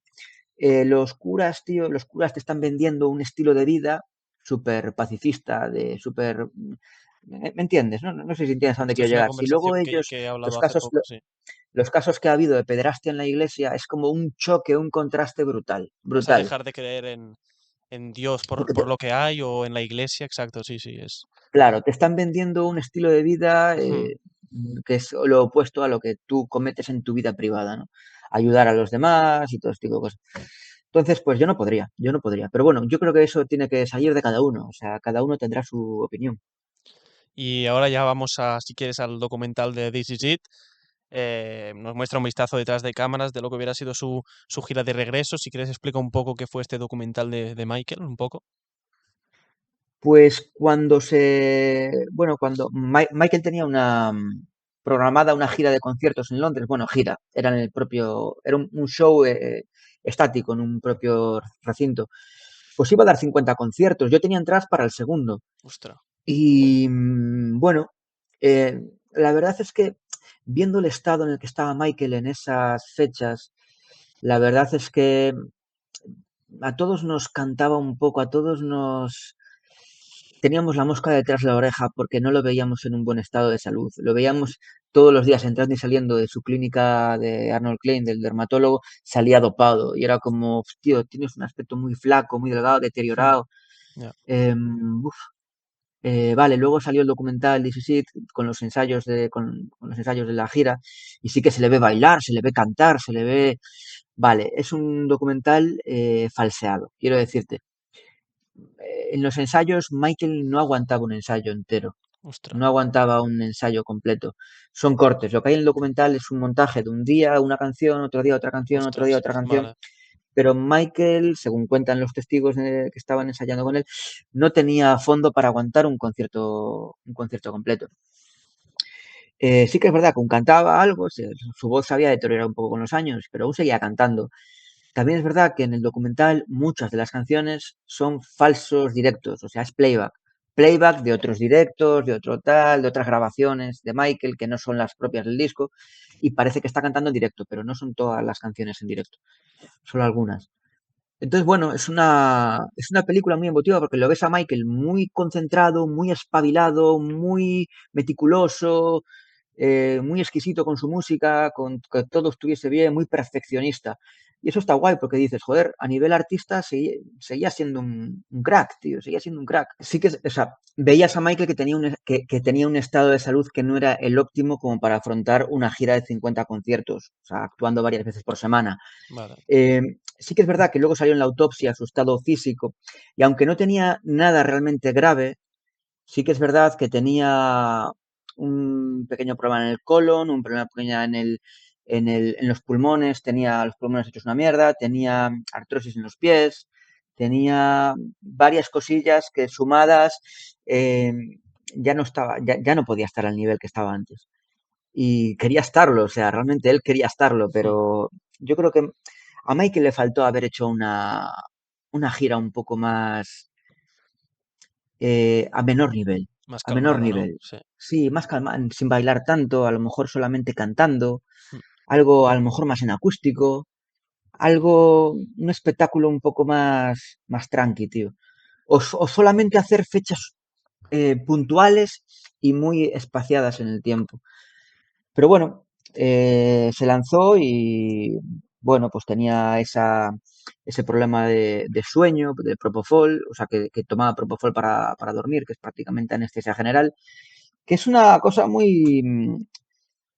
o sea, a Mike le estaban dando morfina para mantenerlo a tope, morfina en el dermatólogo, eso le quitaba el sueño y luego tenía que tomar Propofol para dormir. O sea, al final era la pescadilla que se muerde la cola, quiero decirte, era una reacción en cadena destructiva totalmente. Algo que a mí me... Entonces, pues, Didi, perdona. no, digo que al final era, si no hubiese muerto como murió, o sea, si hubiese seguido llevando este estilo de vida, habría muerto después, seguro. Algo que a mí me impacta mucho es los conciertos de Michael Jackson, que aparece Michael, la gente desmayándose, la gente yéndose a lanzar con él. ¿Por qué crees que Michael, porque yo no he visto ningún concierto igual como los de Michael, ¿por qué Michael hacía estos, crees que los conciertos de Michael eran tan impresionantes? Vale, pues esto es una pregunta muy subjetiva. Yo creo que porque para aquella época ofrecía un espectáculo que no se veía en el mundo. Aparte, era un artista que tenía una forma de bailar hipnótica que Impresionante, sí. creaba efectos visuales muy, muy llamativos, ¿no? Parecía que desafiaba las leyes de la gravedad, parecía que caminaba hacia adelante cuando caminaba hacia atrás. Que sí que es verdad que el moonwalk no lo inventó Michael, ¿vale? Las cosas como son. Pero fue el que lo popularizó. Y lo hacía muy bien y lo perfeccionó, lo mejoró. Luego empezó a hacer el moonwalk, pero en círculos. Luego lo empezó a hacer que parecía como unos movimientos muy fluidos y a la vez muy enérgicos, con mucha adrenalina. Y esa forma de bailar hipnotizaba. Luego su forma de cantar, cantaba como Los Ángeles, cantaba muy bien. Tenía una voz de niño atormentado, rabiosa y furiosa, a la vez que dulce y Calmada, acaramelada sí. y con mucha pasión. O sea, veías que transmitía la misma pasión que transmitía cuando era niño, la seguía transmitiendo cuando era mayor. Ujú. Luego tenía unas canciones con un mensaje social brutal. O sea, tú a día de hoy pones los 40 principales, escuchas las canciones que hay y no hay ni una sola con mensaje social, ni una. Todas son o de amor o de sexo. O sea, Exacto. no hay más. ¿Y por qué no? ¿Por qué hemos perdido eso? Y Michael basó la mitad de su carrera en transmitir este mensaje social a través de su música y a través de sus acciones. Porque yo digo que siempre digo lo mismo. Para mí el mayor legado de Michael, que también eso generó muchísima admiración, que eso generó que más público, ¿no? En sus conciertos, ¿no? Que todo está relacionado. Para mí su mayor legado es el humanitario, el solidario, más que el legado musical. O sea, no te puedes ni imaginar la de contribución humanitaria y solidaria que ha hecho Michael a lo largo de su vida. Ya no Millones y solo millones. Sí. porque estuvo en el Guinness como el artista que más causa benéfica había apoyado en toda la historia, más dinero, sino es que Michael visitó más hospitales y orfanatos que escenarios. Michael a cada ciudad que Buah, iba a imagínate. visitar el hospital, lo recorría, llevaba regalos, conocía a los enfermos, visitaba a los niños que estaban ingresados y hacía donativos, siempre, hospitales u orfanatos, siempre. Y eso casi nunca lo cubrían los medios. A lo mejor lo cubría el medio local, pero nada más. Algunos medios sí, sí que es verdad que algunas veces sí que está cubierto y hay muchas imágenes muy bonitas de Michael en hospitales llevando regalos, sí, de una, dos o tres veces. Pero es que Michael lo hacía en toda la gira. Y cuando estaba en... Hay un testimonio que no se me olvidará nunca, que fue Fran Di Leo, su manager por aquel entonces, que decía, es que íbamos a un hospital, un caso concreto, ¿no? Por ejemplo, y Michael veía a un niño que estaba en una situación vulnerable, que ya no tenía un pronóstico muy positivo, ya que seguramente se fuese a morir, y Michael iba con él, se acercaba a él, estaba con él y pasaba el rato con él. Y el manager cuenta que se acercó a Michael y le dijo, yo no puedo estar aquí, para mí esto es superior a mí, esto no es nada agradable no me hace sentir bien porque es muy duro esto de estar aquí, ¿no? Con estos niños. Y Michael le dijo, tú te vas a quedar aquí porque nosotros estamos aquí por esto. O sea, más allá que toda su música, más allá que todo, estamos aquí para hacer lo que estamos haciendo ahora, estar en el hospital ayudando a la gente. Y me emociona, ¿eh? Fíjate que se me pone un nudo en la garganta, tío. Y es eso, el legado musical de Michael, Michael lo cultivaba, Michael mejoraba cada vez más lo que ya era bueno, porque necesitaba tener cierto poder en la industria para tener más influencia en la gente para hacer del mundo un lugar Un mejor. lugar mejor. Punto. O sea, eso es lo que quería Michael. Tú fíjate, Michael en su último aliento, tío, en su último aliento, el doctor que le estaba cuidando, entre comillas, antes de morir, Michael le llamaba por teléfono de madrugada a altas horas de la noche. Sí, eh, Michael, medicado perdido, con sedantes, con una voz que si la escuchas se te cae el alma a los pies. Una voz, pues la de una persona medio dormida, balbuceando y sin vocalizar. Horrible. O sea, una voz que, bueno, en fin. Y Michael en ese momento estaba ya más para allá que para acá, ¿no? O sea, está casi más dormido que sí. despierto. Y llamaba a su médico para desahogarse. Y el médico grababa estas conversaciones. Y en esas conversaciones Michael dice que quiere hacer la gira de This para poder construir un hospital para 1 millón de niños, para poder ayudar a esos niños, a todos los niños del mundo, para poder curar. Seguía, o sea, él seguía empeñado en eso Imagínate. hasta en su último aliento, para que veas, tío. O sea, esa era la verdadera naturaleza de Michael Jackson. Eso. O sea, yo me quedo con eso. Y es que además eso se corresponde con lo que nos cuenta la gente de su entorno. Toda la gente de su entorno, la gente que conoció a Michael, porque yo he conocido a muchísima gente que conoció a Michael. He estado con Brad Baxter, productor, Brad Sandberg, con Jennifer Batten, con Vincent Ostras, Patterson, que son la guitarrista de sus giras, con el coreógrafo de Michael de muchos años, de toda su vida adulta, productores, músicos. Estuve en la casa de Michael con sus hijos, con sus sobrinos, con el batería de sus giras, con productores, con amigos. Todo el mundo coincide en que es una persona espectacular, una persona maravillosa, la mejor persona que conocieron en su vida. Esto nos lo dijo aún el otro día Brad Sandberg en Madrid, en un seminario. Perdón, nos lo dijo Vincent Patterson, el coreógrafo, nos lo hizo Brad Baxter, el productor, entre lágrimas, tío, emocionados diciendo, es que no os imagináis una gran persona, lo que tío. era Michael, tío. Es una persona que en su peor momento sacaba, eh, te hacía una gracia, te hacía una broma, era cariñoso, era agradable, era bueno, tío. Y todo el mundo nos lo dice, tío. Y eso yo me quedo con lo que digan esas personas mucho más que con lo que te tengan que decir unas personas que están en los medios de comunicación pidiendo dinero para contar otra historia, tío. Exacto. Eso yo es lo que me quedo. Y eso con lo que se debería de quedar la gente. También inició el proyecto We Are the Wall y The Greatest Night of the Pop, que salió en Netflix hace poco. Mm. Este proyecto, bueno, es algo impresionante juntar tantos artistas y hemos visto a Michael también en el documental enfadándose porque no le salían las cosas a los artistas. ¿Qué puedes decir de bueno, de la creación de We Are the Wall? El documental es genial. El Hmm, documental de The Greatest Night of la mejor noche, la gran noche del pop, sí, algo así. eh, Hmm, está genial porque entrevistan a muchos de los que participaron en este proyecto. Es un proyecto que no fue Michael el que tuvo la primera idea de crearlo, ¿vale? A Michael lo llaman para que haga la canción. Ah, vale, Entonces él como que se apropia un poco del proyecto y lo hace suyo totalmente. vale. Compone la canción, compone la letra con la ayuda de Lionel Richie y se vuelve como el principal vocalista de la canción y el que estaba más comprometido con el proyecto. Eso sí que es verdad. Pero la idea surgió de Harry Belafonte, que es un músico, que tiene la idea, se pone en contacto con, no sé si fue primero con Quincy o con Lionel y tal, y llaman a Michael y le dicen, Michael, ¿haces tú la canción? Venga, pa'lante, a saco. Y se comprometió muchísimo, pero es que Michael se comprometía muchísimo con todo lo que hacía. ¿Eh? O sea, los productores que han trabajado con Michael, lo que nos cuentan es que nunca en su vida han trabajado con alguien tan comprometido con hacerlo bien en el estudio, ¿sabes? Con cantar. Si se equivocaban lo más mínimo, repetías y tal. Repetías, sí. Siempre estaba dando lo mejor de sí mismo en Muy el estudio de profesional. grabación. Entonces, eso se nota mucho en la grabación de We Are the World, porque cuando todos estaban en la ceremonia de premios, ¿qué premios eran? ¿Eran los MTV Music Awards? ¿O Hostia, eran los ni idea. Oscars o los Grammy? Uno de estos. Ahora no Uno de me... ¿Los estos. Grammy? ¿Los Grammy? No me acuerdo. Michael ya estaba, mientras ellos estaban en la ceremonia, Michael estaba en el estudio ya calentando 2 horas antes Ostras, de grabar. Y, y bueno, fue algo que, o sea, se recaudaron 60 millones de dólares con este proyecto, 60 o sesenta y y seis millones de todo dólares, para fondos, sí. sí, para paliar el hambre en Mm, Etiopía, ¿no?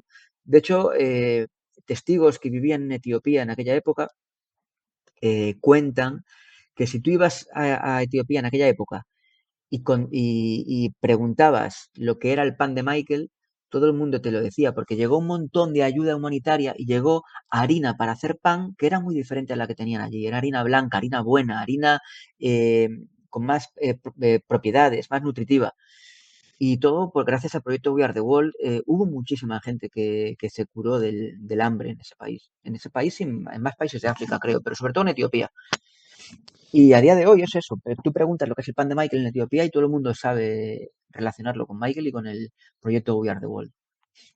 Ya quería, acabando con la vida de Michael, que no te lo he preguntado, pero hemos hablado de su muerte, la causa final de su muerte, han salido fotos de la autopsia, que también, si quieres, respondiendo a esta pregunta, ¿por qué también se filtraron tantas cosas de Michael y si sabía todo? Porque has dicho que hasta las llamadas de su médico, que las grababa su médico, pero ¿por qué?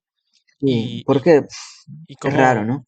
es raro todo esto y cómo murió Michael Mm. al final. Era adicto a las A drogas, ver, ¿no?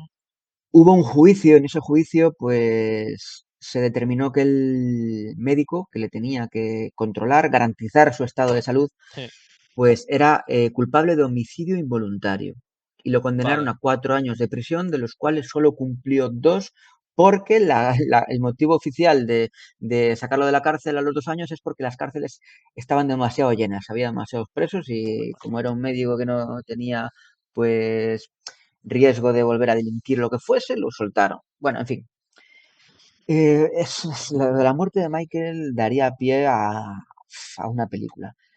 A ver, yo te puedo dar mi opinión. Yo toda mi vida pensé que había sido un accidente debido a la mala praxis de ese médico, que sí que es verdad que fue culpable de homicidio, o sea, no hay lugar a dudas. Pero es que a medida que vas viendo todo lo que hay detrás, con los años, dices, demasiadas cosas, tío, demasiadas cosas. O sea, esa noche se cometieron, no me acuerdo el número, no sé si fueron 13 o 16 negligencias esa noche. Que si a lo mejor con que una o dos no se hubieran producido, Michael aún estaría vivo a día de hoy. Imagínate. Pero ¿qué pasa? Es que ya venía de antes, o sea, los días antes Michael estaba pidiendo dinero al promotor de la gira. O sea, para empezar, ese médico no estaba contratado por Michael, estaba contratado por la promotora de la gira, que era AEG Live. No estaba contratado directamente por Michael. Sí que es verdad que Michael ya lo conocía, porque ya había atendido a sus hijos en algún momento y tal, entonces, la promotora ya lo contrata directamente a él para que garantice el estado de salud de Michael y le pagan una burrada de pasta. No me acuerdo cuánto era, pero muchísimo. ¿Qué pasa? Que le empieza, o sea, unos días antes de que Michael muera, ya la gente empieza a enviarse una email, el presidente de AEG Live, de la promotora, el médico, el manager de Michael, empiezan a ver que Michael no va a ser capaz de cumplir ese contrato que tenían para los 50 conciertos. Empiezan a ver que Michael no está centrado, que el estado de salud no lo acompaña, que Michael sigue pidiendo más dinero. En plan, al promotor de la gira que le estaba adelantando dinero a Michael, pues le pide más dinero a Michael. Uno de los últimos correos le piden $1 millón. En plan, de Michael necesita más dinero. Michael quiere más dinero. Y le dicen, uff, no te podemos dar más dinero, tío, nos estás dejando sin blanca y no sabemos si Michael va a hacer estos conciertos. Entonces dicen, bueno, tenemos que hacer algo. Tenemos que hacer algo porque Michael no va a salir adelante con estos conciertos. Y el día antes de que Michael muera, Prince, el hijo, cuenta en el juicio, después de la muerte, cuenta en el juicio que vio como el día antes se reunían en casa de Michael, mientras Michael ensayaba, se reunían el médico con el promotor de la gira y hablan de algo raro, tío. Ya, No especifica muy bien lo que creo en el juicio. Ahora tendría que revisarlo porque yo en el juicio tampoco soy experto, ¿vale? vale. Pero habla de que de que algo tramaban, tío. El Mm. promotor de la gira y el médico y tal, ya había alguien allí que no está, o sea, algo estaban tramando, tío. Y Michael muere al día siguiente o a los 2 días o así. ¿Qué pasa? Que esa noche, tío, pasan muchas cosas. le empiezan a meter a Michael sedantes, Valiums, le empiezan a meter un montón de sedantes para dormir. ¿Pero qué tenía Michael ahí?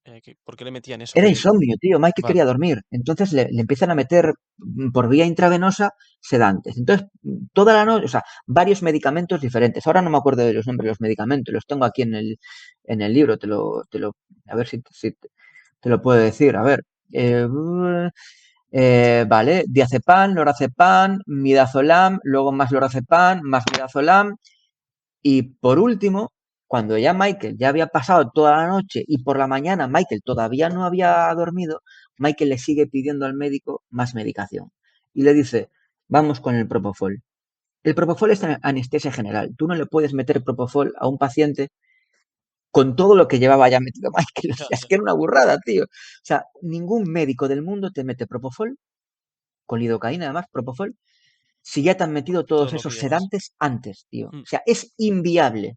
Y además se lo metió sin monitorizar, sin tener una monitorización del ritmo cardíaco. O sea, imposible. ya, Sin hacerlo en un hospital, sin hacerlo nada.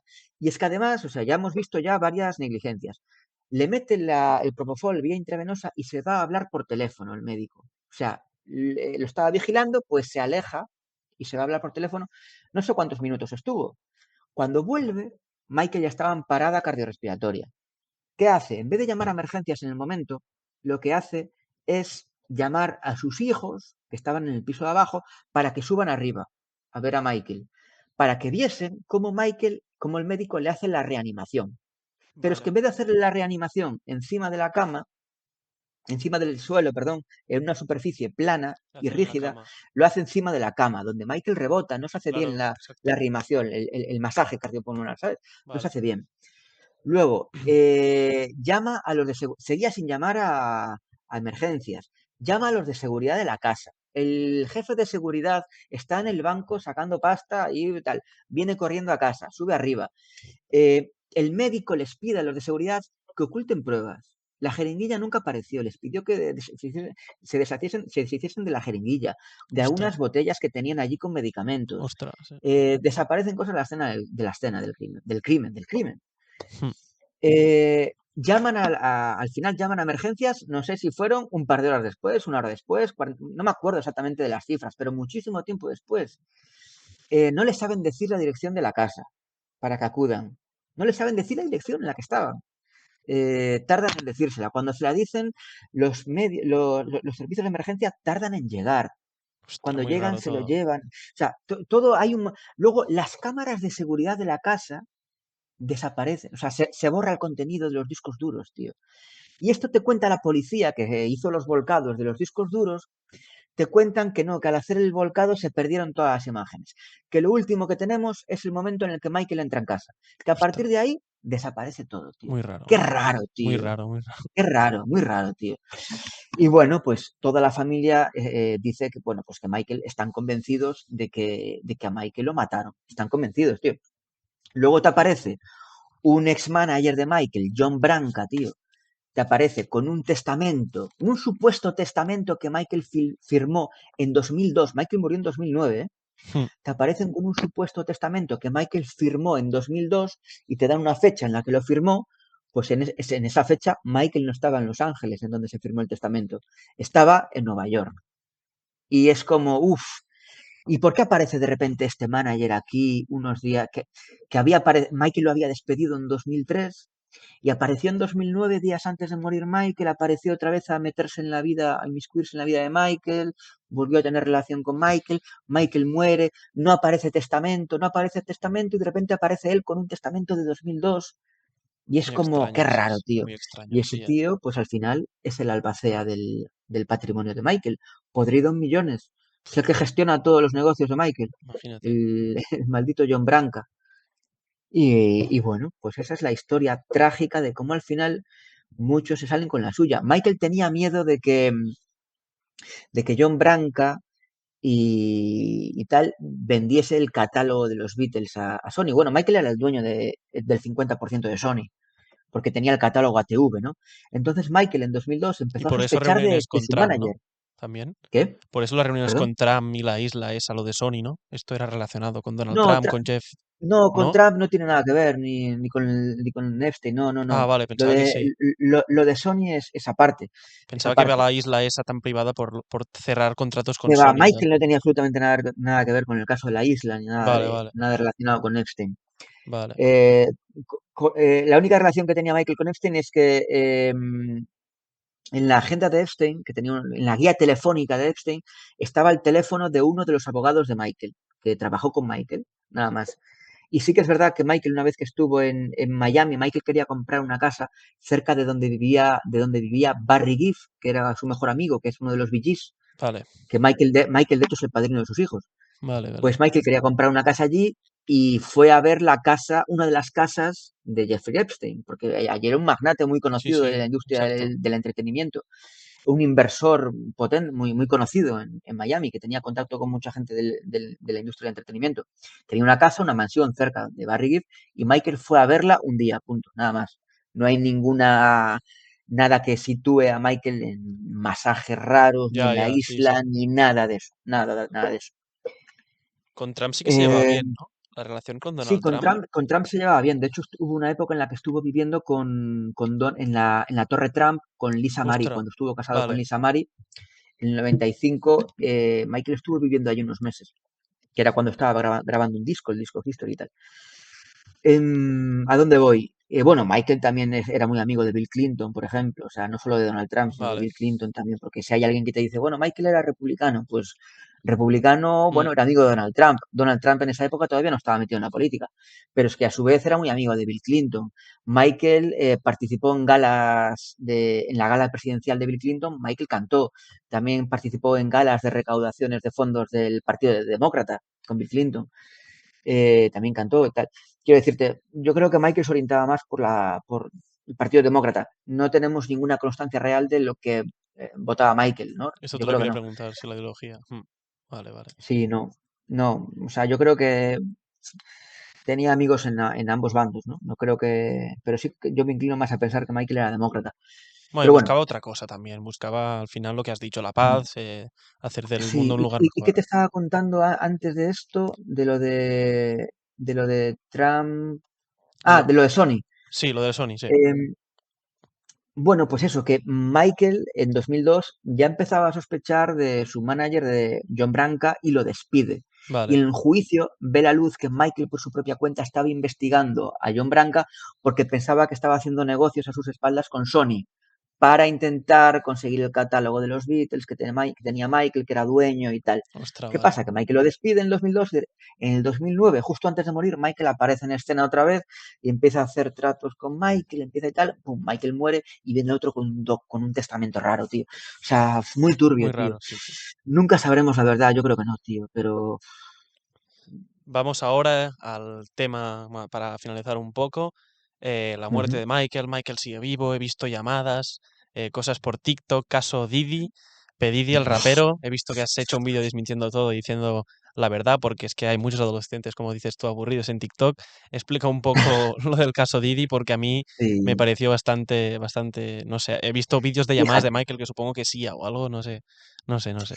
fíjate, o sea, a mí me empiezan a llegar un montón de mensajes por Instagram y me Hmm, dicen, tío, Fey, tienes que comentar algo sobre lo de Didi, que están diciendo en TikTok que Didi tenía un túnel secreto en su casa que conectaba con la casa de Michael Jackson y en el túnel había ropa de niños tirada y yo, madre mía, vale, empiezas a acudir a la noticia original que dijo esto, ¿no? Es que aparte se hizo súper viral, ¿eh? O sea, No, no, millones y no, millones y millones y millones de millones. personas que Cada vídeo si 20 millones o 40, sí, sí, y que alucinante. involucran a Didi en la muerte de Michael, bueno, unas cosas súper Lo de los salvajes. Grammys, el discurso de los Grammys, relacionándolo todo, esto es, sí, sí. Bueno, vas a la noticia original del supuesto túnel de Didi y lo que te dicen es que a lo mejor Didi en su casa de Miami tenía un túnel, a lo mejor, que Hmm, no te lo vale, confirman, sí, sí, que conectaba con la mansión Playboy. Con la vale. mansión Playboy. ¿Por qué? Porque cerca de donde vivía Didi había otros actores que sí que tenían esos ciertos túneles que conectaban con la mansión Playboy. Fin, nada más. O sea, Michael Vale, ahí no, vale. no aparece por ningún lado. ¿Qué pasa?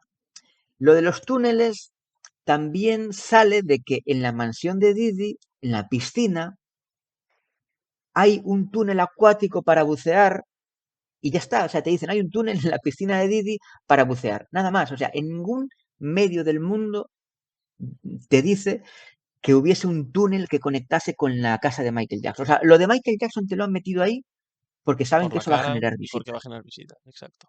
De hecho, te narran la historia en plan, en plan novela, ¿no? Te dicen, Sí, sí. los agentes federales entraron en la casa de Didi y encontraron un túnel en la habitación de Didi debajo de la cama, levantaron la alfombra y los que trabajaban en la casa de Didi, los asistentes, intentaron impedir que los federales accediesen al túnel, pero los federales entraron y encontraron ropa de niño tirada por el suelo, no sé qué. No, no hay ningún registro de los federales que te cuente que había ningún túnel.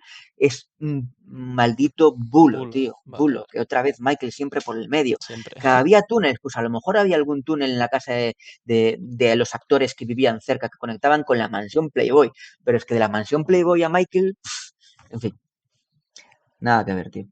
Bueno, para acabar, quería preguntarte tus canciones favoritas de Michael y has dicho en el podcast algo que yo no sabía, que estuviste en la casa con los hijos y tal. Explica un poco tu experiencia para acabar y hasta aquí. Mis canciones favoritas de Michael. ¿Cuántas te puedo decir? Va, dime tres si quieres. Vale, pues yo siempre pongo Billie Jean porque para mí Billie Jean ¿Vale? es la canción que me acompañó toda mi vida desde que conocí a Michael, la canción que me acompañó todavía y de la que nunca me canso. Otras me aburren un poco, Thriller ya me aburre un poco, Beat It ya me aburre un poco. Billie Jean, cada vez que la escucho la redescubro, tío, la redescubro. Yo O soy sea, de me Will puedo You Be pasar There. horas y horas oyéndola con cascos. Me parece la canción insignia de Michael. Vale. Aparte, Michael la bailaba de una forma muy peculiar esa canción, ¿no? Mm, Vale, Billie Jean. Luego te diría Tabloid Yankee, que es una canción del disco History, que es una canción con muchísima fuerza, tío, una canción con muchísima rabia, vale. en la que Michael está literalmente odiando a los medios de comunicación por todo lo que dicen de él. Los está insultando, los está llamando de todo. O sea, es una canción con una rabia. Michael es que no canta, o sea, solo canta en el estribillo. En las estrofas, Michael está hablando enfadado, está discutiendo. Michael está discutiendo en las estrofas. Y mola porque es una canción con muchísima rabia, tiene el sonido de la prensa, de los medios de comunicación de fondo. Ostras, no la he Muy escuchado esta. potente esa canción, Tablet Junkie. Y luego te diría también Laverian Girl. Laverian Girl es una canción de Bad, del álbum Bad, Vale, sí, esta sé que cuál es. a mí me transporta muchísimo, tío. Tiene un ritmo como muy... una ambientación como muy africana, ¿no? Mm, Y es una canción 100% Michael también, como las otras dos. mm, Son canciones compuestas por Michael. Y no sé, me transporta a un ambiente africano, una canción muy sí, pasional, es una canción de amor hacia una sí. mujer de Liberia y es preciosa, me parece realmente bonita y preciosa, o sea, no sé, y nada más, esas tres. Y Y, bueno, quiero mi experiencia, que acabes con eso bueno, porque me ha sorprendido, la verdad. No todo el mundo puede tener esta oportunidad. em, bueno, pues gracias a lo del libro, gracias al canal de YouTube Vale, y todo esto, tuve la oportunidad de conocer a mucha gente del entorno de Michael, gracias a los seminarios que hacen en Madrid. Los fans de Michael hacen seminarios y traen a gente del entorno de Michael, ya te digo, productores, músicos y tal.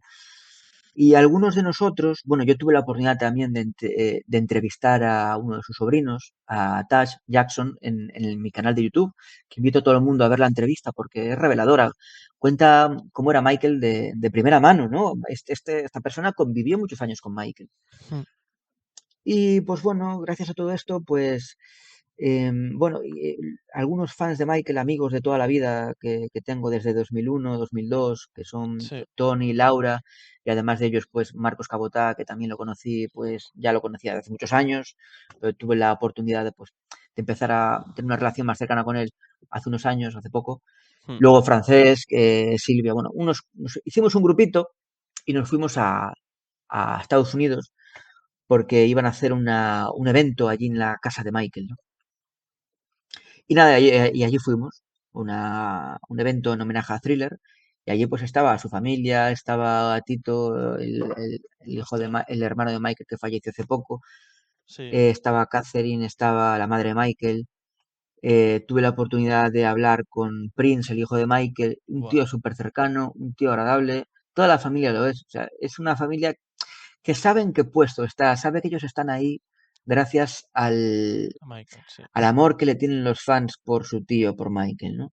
Y ellos saben su puesto en todo esto y saben el agradecimiento que tienen que tener con todos nosotros y con todos. O sea, y por eso son muy cercanos, muy agradables.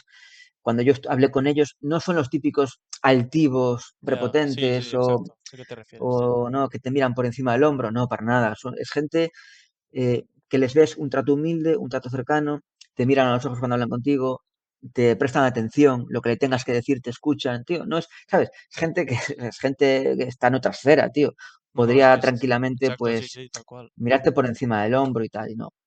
Ya te digo, para nada. Cuando le dije a Sugarfoot Muffet, que es la batería de todas las giras de Michael, le dije que, oye, tío, le dije, tu carta que escribiste después de Living Neverland defendiendo a Michael, tu carta está en mi libro, tío. Me dio un abrazo, dio mil gracias, tío. El hijo de Michael Prince, lo mismo, pues maravilloso, tío. Cuando le dije, tío, yo vi a Michael en Londres en 2006, que vimos Mary Poppins con vosotros y tal, te da un abrazo, tío. Luego Biggie, que es un... Sí que es verdad que Biggie, el hijo menor de Michael, es un tío que no le gusta mucho el contacto Ya, social, que se ya, ve ya. que es un poco más tímido, ¿no?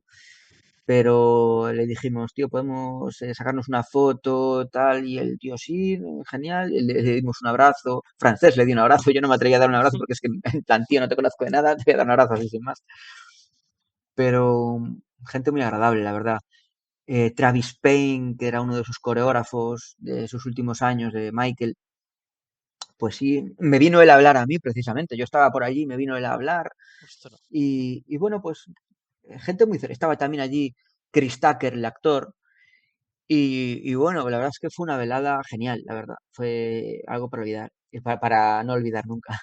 ¿Lo has visto, Y Michael? nada, en 2006, en los World Music Awards en Londres, le dieron un premio, Es que como has comentado. Mm. un premio a su trayectoria o algo así. Y ya te digo, era la primera aparición pública que hacía Michael en Europa después del juicio que tuvo. Sí Vale. que es verdad que ya había hecho una en unos premios en TV en Japón, pero la primera aparición pública, oficial, grande y heavy que iba a hacer Michael era en los World Music Awards en Londres. Y allí que fuimos los fans, solamente le iban a dar un premio, ¿eh? Solamente le iban a dar un premio y actuó Rihanna, estuvo Beyoncé allí dándole el premio, actuó Andrea Bocelli, actuó Enya, actuó Chris Brown, actuaron muchos, tío, pero todo el mundo cada vez que salían a cantar, ya te digo, Rihanna, cada Mm. vez que salían a cantar, todo el recinto estaba Michael, Michael, Ostras. Michael. De hecho, había, no, en algunas canciones tenían que parar la música y volver a empezar porque es que no se escuchaba ni la música de lo que gritaba la gente. Imagínate. Y Michael solo estaba allí para recibir un premio, 5 minutos e irse, nada más. Y al día siguiente, pues, estuvimos allí, nos acercamos al hotel, Michael bajó a saludar a todos los que estábamos allí en la puerta, y al día siguiente Michael nos dio una nota, bueno, se la dio concretamente su guardaespaldas a una chica de Madrid que venía con nosotros y nos invitaba a ir a ver Mary Poppins con él y sus hijos al Teatro Ostras. Príncipe Edward, Prince Edward Theatre. Y nada, ya que fuimos y nada, pues Alucinante. llegamos nosotros antes, Michael llegó, pasó por delante nuestra y nada, vimos Mary Poppins allí con él, sus hijos y bueno, mucha gente que había allí, claro, el teatro estaba lleno. Y muy bien, la verdad, la verdad. Fue un día que no olvidaré nunca. Ahora en 2025 aparece la película. Expectativas que tienes y ya despedimos con esto, porque he visto que has hecho algún vídeo también Mm. de lo Todo que se va apunta a a ver. que va a ser una película espectacular. El equipo que hay detrás es espectacular. Grandísimos actores, grandísimos actores. Nia Long es una actriz brutal. Luego el que va a hacer de padre de Michael, el que va a hacer de Joe, no me acuerdo, no me sale ahora el nombre. Bueno, estuvo nominado al Oscar en la última ceremonia, pues, o Ostras. sea, es un actor brutal. Luego el director, Antoine Fuqua, el de Equalizer, de un montón de pelis de acción súper buenas, director de la leche. El guionista John Logan, el guionista de Gladiator, Creo que sí, eh, creo. Creo que sí, Gladiator, El Aviador y todo, o sea, peliculones, tío. O sea, el equipo que hay detrás, de hecho, se ha invertido en esta peli 155 millones de dólares, Ostras, que es el triple de lo que se invirtió para la de Bohemian Rhapsody de Queen. buah, Quiero imagínate. decirte, hay un equipo técnico y un equipo artístico detrás enorme. Sí que es verdad que el que va a hacer de Michael es un actor Nobel que es su sobrino, o sea, Jafar, nunca, ¿no? no es, sí, Jafar Jackson es un actor que, o sea, es que no es actor, o sea, Ya, ya, supongo que se es parece actor, o o sea, algo, no sé. Hmm, se parece, sí, se parece mucho, pero es que nunca ha hecho ningún papel ya, en su vida, entonces es como, uff, qué decisión más arriesgada, bueno, sí, vamos sí. a ver qué tal, pero salvo eso, todo apunta a que va a ser una gran peli. Si el guión no falla y la interpretación de Jafar es medianamente decente, va a ser una grandísima peli, sin duda. Sin duda, así que bueno, yo tengo muchas ganas, así que Hmm. bueno, veremos a ver qué tal. Bueno, Pablo Faking, muchas gracias por venir a Raycaster, explicarnos un poco sobre la vida de Michael y el legado que ha dejado el rey del pop. Y pues hasta aquí el podcast. Muchas gracias. Nada, a ti ha sido un placer, para aquí estamos, para darle un poco de visibilidad a todo esto. Y si alguien quiere leer Volviendo a Neverland, Lo lo dejemos pueden en la encontrar en descripción, internet su por todas canal y partes, todo por ahí. Muchas de gracias. Applehead Team. Nada, a ti, hasta luego.